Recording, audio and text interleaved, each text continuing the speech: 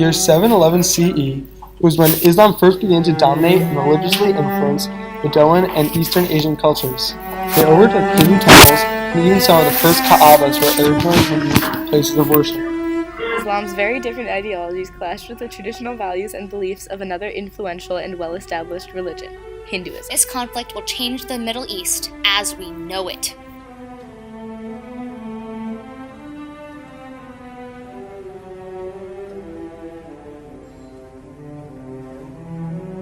Between the years 711 and 1947, tensions continued to mount between the two religions as Islam converted most of the Arabian Peninsula and the violence continued. The partition of India was the partition of the British Indian Empire, which led to the creation on August 14, 1947 and August 15, 1947, respectively, of the sovereign states of the Dominion of Pakistan and the Union of India.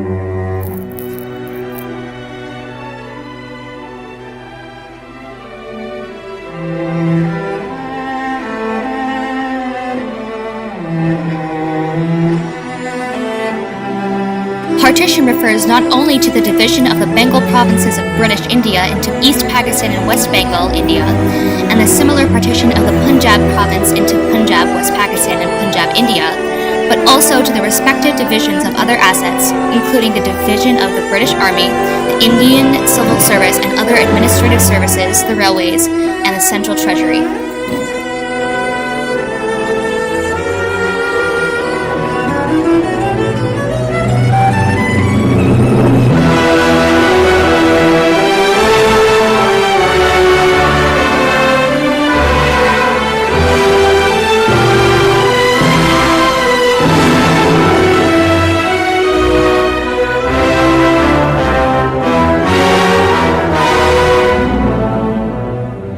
Today, the Hindu-Muslim conflict is most present in the fight over Kashmir.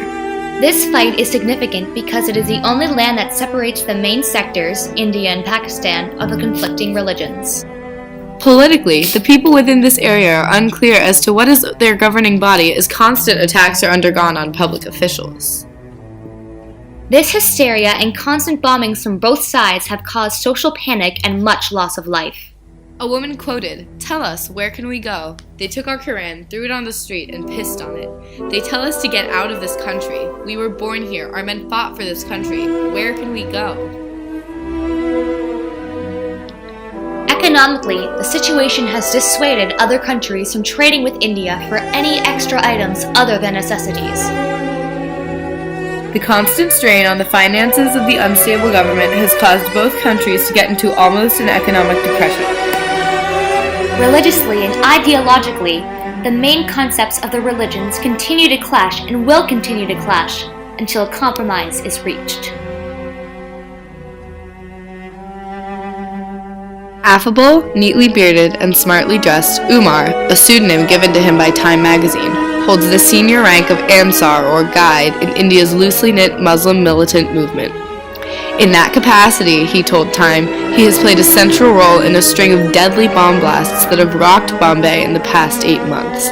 Just last week, a bus was blown apart as it drove through eastern Bombay, killing 3 people and injuring 42.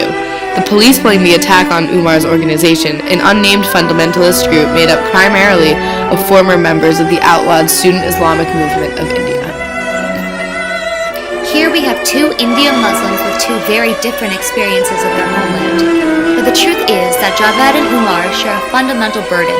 In the eyes of many Hindus, no Muslim can ever truly belong to India. The origins of this antagonism are centuries old.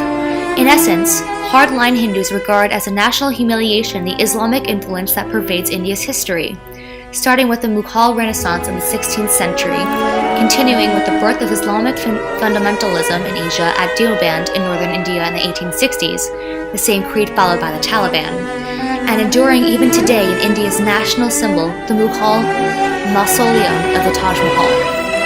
This distrust of Islam has only increased since independence in 1947. Modern India was founded in the Muslim-Hindu bloodletting of the partition of the subcontinent, in which 1 million people died, and since then tensions have boiled over into 3 wars against Islamic neighbor Pakistan. Today, Much of the religious tension in the region stems from India's rule over Muslim-dominated Kashmir in the face of strident Pakistani opposition.